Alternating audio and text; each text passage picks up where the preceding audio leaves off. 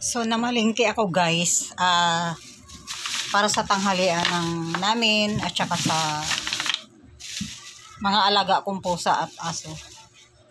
Ito yung napamili ko ngayon dahil masyadong mahal dahil may bagyong wala gaano magiging isda. So kahit allergy ako, pinaturan ko tong alimasag. Ito, kunting tahong, 3 alimasag lang. So, sariwa naman siya. Gagawan ko to ng paraan, ilalamas ko to sa kalamansi para hindi ako ma-allergy. Ganyan pag na-allergy tayo guys, ang tahong ko kukunti lang kasi ako lang naman mag-isa. So, mayroon tayong talbos ng kamote at saka okra. So, lalamasin ko to dito sa kalamansi at may asin para matanggal yung langsa niya. Ganyan. Kahit sa hipon, kapag bigla ako natigil kasi may naiwan pala akong tubig sa labas na hindi ko napatay, umapaw na yung tubig. Ito guys, sobrang laki ng santol na to. Yung santol na ito, yung Bangkok daw. Pero maasim ang lano nito, ang balat. Pero hinog na yan. Ito yung isda para sa mga alaga kong pusa. So ito ngayon yung ating for our videos for today. Ang ating ulam for today, ito. Ilalaga natin ito tsaka ito para meron tayong pang dito sa mga seafoods na to. Ayan, nag-iiwas tayo ngayon ng karne kasi medyo nawawalan ako ng gana. Ganun siguro talaga pag tumatanda na tayo. So let's go, mag-cook na tayo. Magluluto na tayo.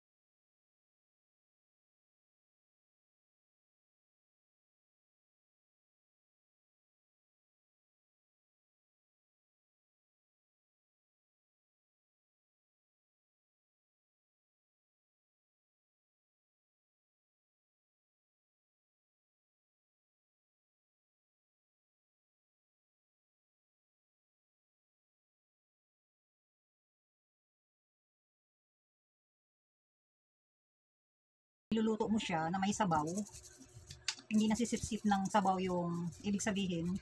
Hindi siya sa sabaw nadudumihan. Mahirapan ako magpaliwanag. Ayan madumi kasi yan. Ayan.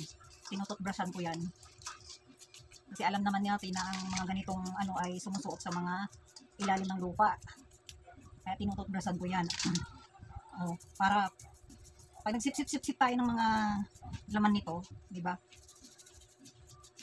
Sigurado tayo na malinis. Ayan. Madumi siyang tingnan. Ayan. Medium, di ba? O wala na siyang itim-itim. Ayan o, yan, maitim o. Di ba maitim? Ayan. Natanggal yung tangkay. 3 piraso lang ito. Na maliliit. Ganyan lang siya kalalaki. 100. Walang isda ngayon kasi bagyo. Walang paninda ngayon kaya sinasamantala o siguro yung mga ating mga biyahero ng isda at mga yung nagtitinda ng mga ganito, mahal din ang kuha dahil pag tagbagyo, mahirapan ng mga mangingisda ng huli ng mga isda at alimango, alimasag dahil bagyo. Ayan. Kaya pati yung mga biyahero, mga kapitalis na nagtitinda, piktado, lalong-lalo na tayo, mga maliliit na mamimili, di ba? Sige lang. Ganun talaga ang buhay. Ayan. Diba malinis na siya. Tatanggal naman, oh. Guys. Mabuksan dito eh, talagyan ko lang kasi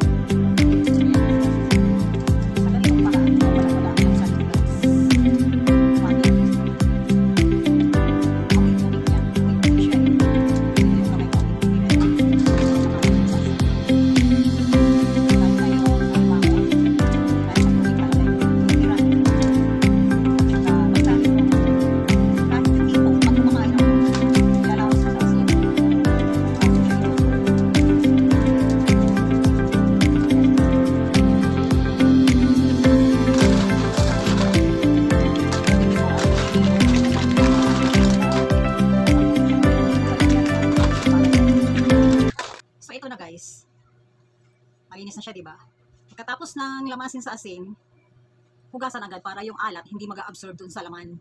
Kasi yung asin, isa yan sa mga napapatanggal ng amoy, lalo na yung langsao. Ang bango na niya, amoy tahong na, hindi amoy putik. Amoy alimasag na, kanina amoy siya putik. Ganyan lang ang sikreto ng pagluluto, lalo na sa manok. Pag allergy ka, lamasin mo muna sa asin at kalamansi para hindi ka ma-allergy. Pag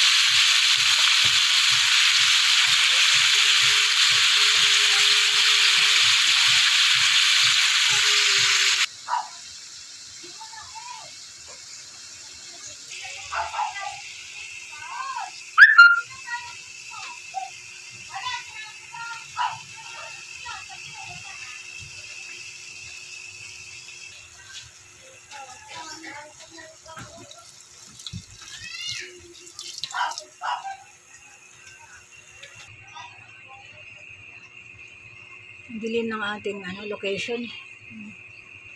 Dilim ng niluluto.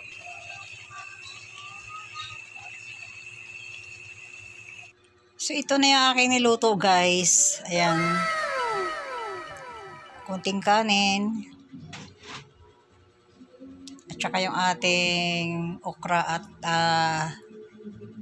talbos ng kamote. Tsaka sausawan na bagoong na may kalamansi. Okay. Let's eat. Okay, dahil kakain pa lang ako. Ayan. Wala na sa oras ang kain natin. So hanggang dito na lang yung aking vlog, guys. Kakain muna ako.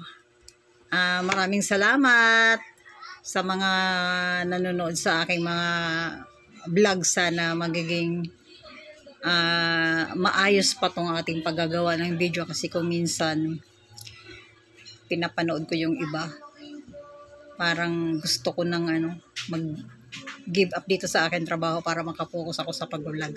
So dito na lang yung aking video. Maraming salamat. Bye!